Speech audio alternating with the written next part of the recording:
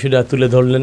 এটা খুবই দুঃখজনক বিষয় যে মাদ্রাসা কেন্দ্রিক ছাত্রীদের উপর যে যৌন নির্যাতনের খবর পাওয়া যাচ্ছে বা মেয়েদের প্রেগনেন্সি খবর পাওয়া যাচ্ছে, সেটা আলেম ওলামাদের নামধারী মাদ্রাসা শিক্ষকদের মাধ্যমেই হোক বা অন্যদের মাধ্যমে বিভিন্ন খবর বিভিন্ন দিকে চাউর হচ্ছে।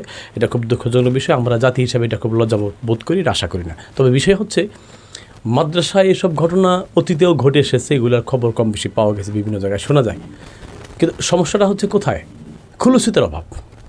অর্থাৎ যদি একজন আলেম যদি সে খেদমত করেন, খাদেম হন, তার যদি এখলাস না থাকে পর্যাপ্তই সমস্যাগুলো হয়ে যায়। এখলাস থাকার জন্য তার ভিতরে তো আল্লাহ পাকের উপস্থিতির অনুভব থাকা লাগবে। আল্লাহ আমাকে দেখতেছেন, এটা থাকা খুব জরুরি। হ্যাঁ, এটা না কারো ভিতরে এটা না থাকলেও হাফেজ হওয়া যায়, না থাকলেও ফাজল কামিল করা যায়, না থাকলেও দাওরা হাদিস করা যায়, না থাকলেও ইফতা করা যায়।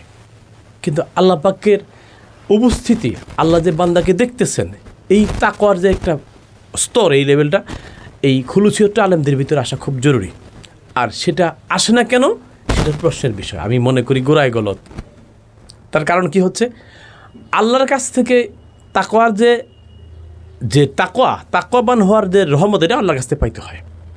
আমি যদি আল্লাহকে ইলাহ হিসাবে যথাযথভাবে মেনে না নিতে পারি, আল্লাহ আমার কাছে যা চেয়েছেন আমি যদি আল্লাহকে তাই দিতে না পারি, আমি আল্লাহ পাকের এবাদত করতে গিয়া ভুল এবাদত করি, সমস্যা হয় কি, এইগুলোর কারণে আরও লানত আসে এবং শয়তান তখন আমাদের উপরে ছায়ের হয়ে যায়, মানুষের উপরে শয়তান ছায়ের হয়ে যায়।